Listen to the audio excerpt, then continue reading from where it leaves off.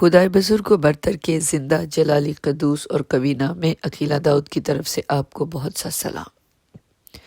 انسان کے لیے نفس پر قابو پانا، نفسانی خواہشات پر قابو پانا نہایت مشکل کام ہے۔ اپنے آپ سے، خود کی طاقت سے، جسمانی قوت سے ہرگز نہیں کر پائے گا۔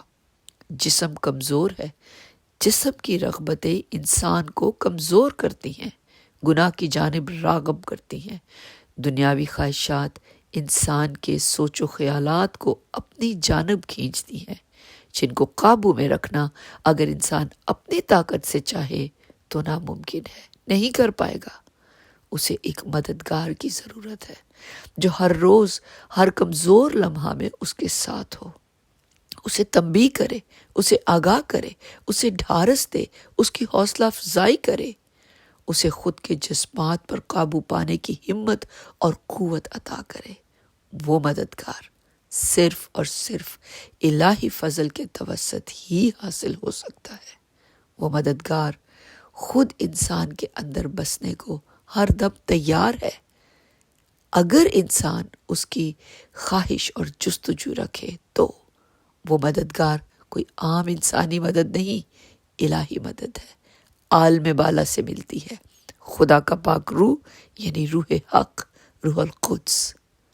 میرے عزیز سامی، کلام مقدس میں یوحنا رسول کی معرفت لکھے گئے انجیلی بیان کے 14ویں باب کی 16ویں اور 17ویں آیات میں پڑھتے ہیں، یسوع المسیح کے شاگردوں نے فرمایا، یسوع المسیح نے اپنے شاگردوں سے فرمایا، میں باپ سے درخواست کروں گا تو وہ تمہیں دوسرا مددگار بخشے گا کہ ابد تک تمہارے ساتھ رہے، یعنی روح حق، جسے دنیا حاصل نہیں کر سکتی، کیونکہ نہ اسے دیکھتی ہے نہ جانتی ہے۔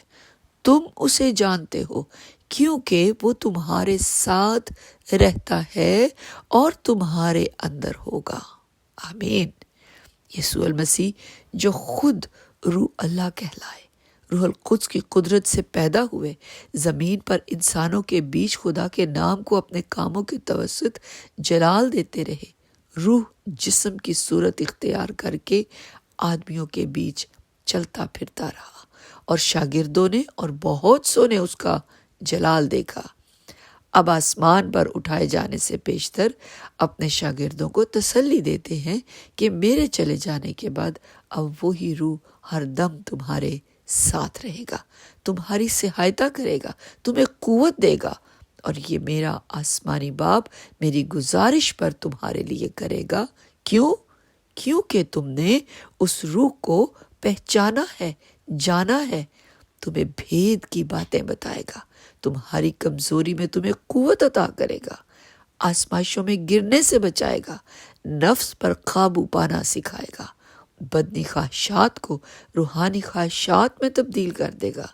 تم روح کی نعمتوں کے، روح کے پھلوں کے مشتاق ہوگے اور ضرور انہیں پاؤ گے بھی۔ میرے عزیز سامی، کلام مقدس میں دیکھتے ہیں کس طور سے مسیح کے چلے جانے کے بعد شاگردوں نے جب روح القدس کو پایا تو قوت سے ملبس ہو کر نجات کے پیغام کو دنیا کے طول و عرض میں بے خوفی سے پھیلایا، دلیری پائی، قوت پائی، طاقت پائی۔ آج اگر آپ کسی بھی طور پر خود کو کمزور سمجھتے ہیں، روحانی یا جسمانی کسی طور پر بھی کسی بھی معاملے میں کمزور محسوس کرتے ہیں، یاد رکھیے خود اپنی طاقت کے بل بوتے پر آپ قوت حاصل نہیں کر سکتے۔